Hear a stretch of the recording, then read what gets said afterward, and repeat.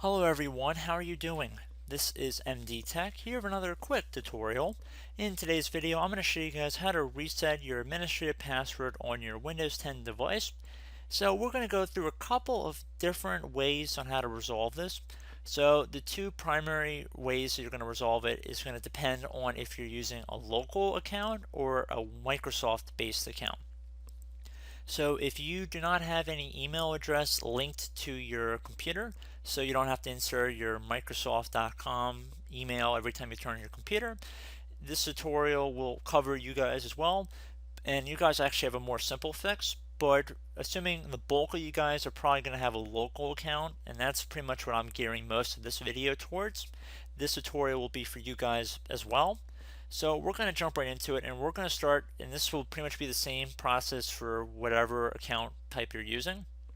And you want to go on to Microsoft's website and download the Windows 10 Media Creation utility, and you want to basically boot your computer off of the Windows 10 installation media. And I will have a link in the description to the utility, and basically you just have to have a bootable DVD or USB flash drive, and you want to boot your computer off of it. So if you guys are familiar with the BIOS settings, you're more than welcome to change the boot order to your DVD or USB flash drive to be your first boot option drive, and that will be your computer off of the disk or the USB flash drive respectively. And also, if you knew how to get into your boot menu options, you're welcome to do this as well.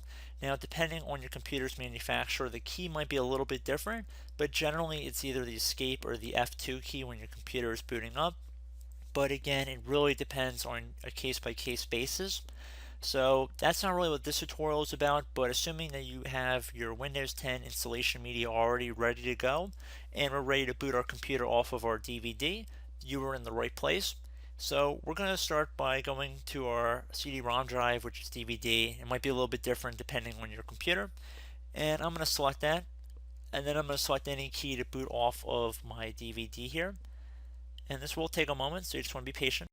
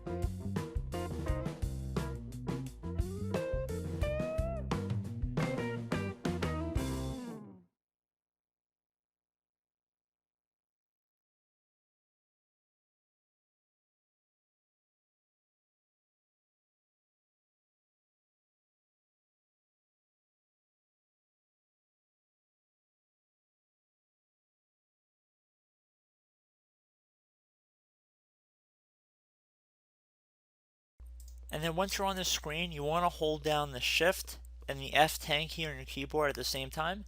So Shift and the F10, only those two keys. F10 is a function key on the top of your keyboard. I'm not telling you to tap the F key and the 10 key. It's one key. So hold down the Shift and the F10 to open up the elevated command line window. And now you want to type in disk part, one word. And then once you're typing that in, and keep in mind disk is spelled with a K. So disk part, once you're done doing that, you want to hit enter. If you did it correctly, it should say Microsoft disk part version and then whatever, doesn't really matter too much. And then once you're done with that, you want to type in list volume. Two words, list volume, so L-I-S-T space volume. And then once you're done doing that, you want to hit enter. So now you want to select your main partition on your system where you're going to be having your Windows partition on. So you can see the largest one here is going to be 24 gigabytes. And keep in mind there might be some numbers here that look bigger. And you can see that there's a couple that are about 2800 megabytes and one that's about 549 megabytes.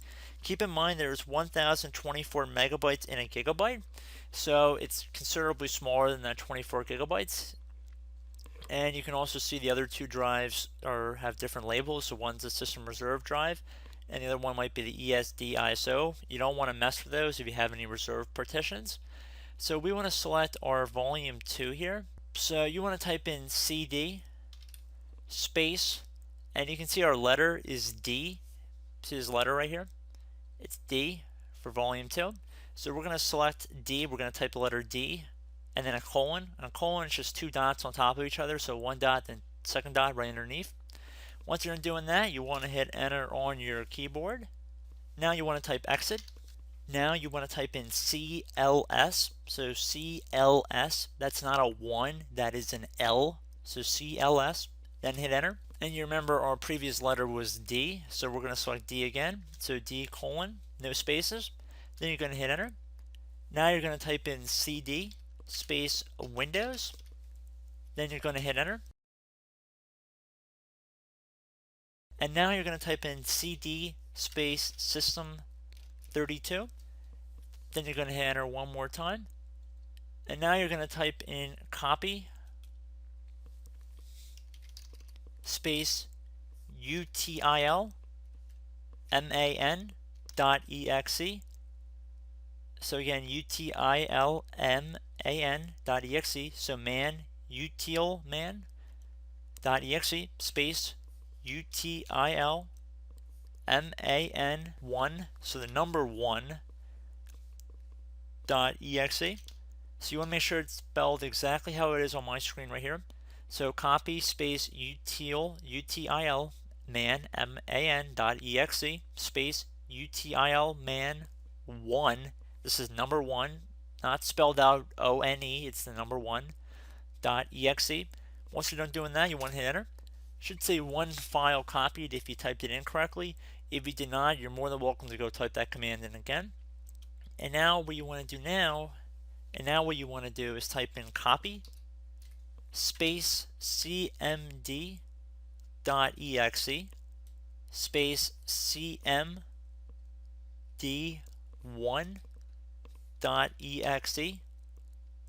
So again, exactly how it appears on my screen here, and this time we have a space in between copy, cmd.exe, and cmd1.exe. And then it should say one file copied. So now you want to type in del space utilman.exe.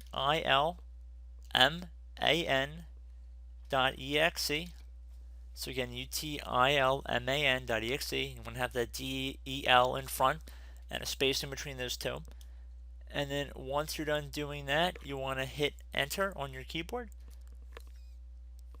And basically this will delete the old utilman.exe. And now that you've done that, you want to type in rename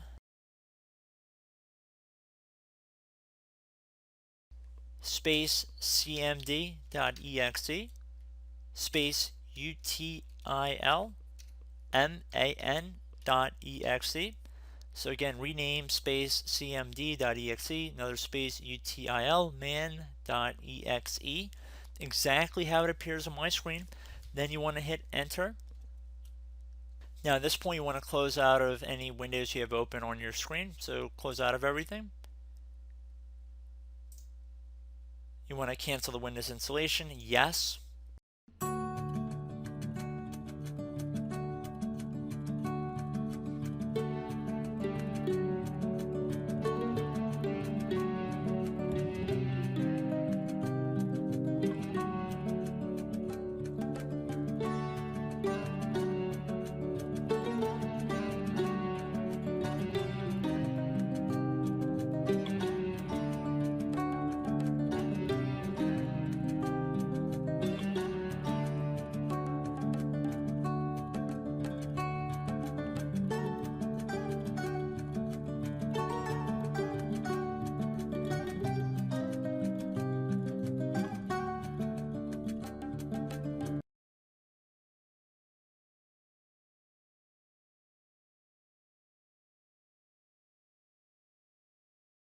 Now, if you have a lock screen, you want to scroll up the screen, just like you normally would. And then when you're on a screen that appears like this, you want to go down to the ease of access icon down here, where it looks like a little clock. It should be the middle icon. You want to left click on it. And now this will open up a command line window. And now you want to type in control space user passwords 2. And then once you're done doing that, you want to hit enter.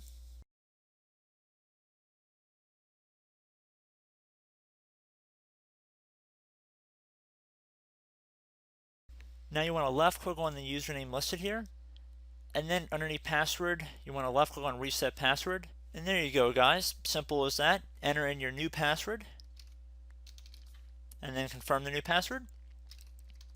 Then click on OK. Click on OK again. And then you can close out of this command line window. Type in your new password. And there we go, guys. The computer should log us into Windows. So I should note, if you are not using a local account and you're using a Microsoft account, instead of doing what we showed in this tutorial, a little bit of a modification, you want to type into the command line window when we're back in the troubleshooting view, you want to type in net user administrator active. So again, net user administrator active, and then this will create an administrator account that is visible to you. And I recommend signing into that account, and then you can go in and delete the other email account if you're unable to get in. So it's pretty easy to do that, and you would be able to probably change the password of the other account once you sign in with the administrative account. So that's for the Microsoft account method. But I do hope this brief video was able to help you guys out. And as always, thank you guys for watching, and I look forward to catching you all in the next tutorial. Goodbye.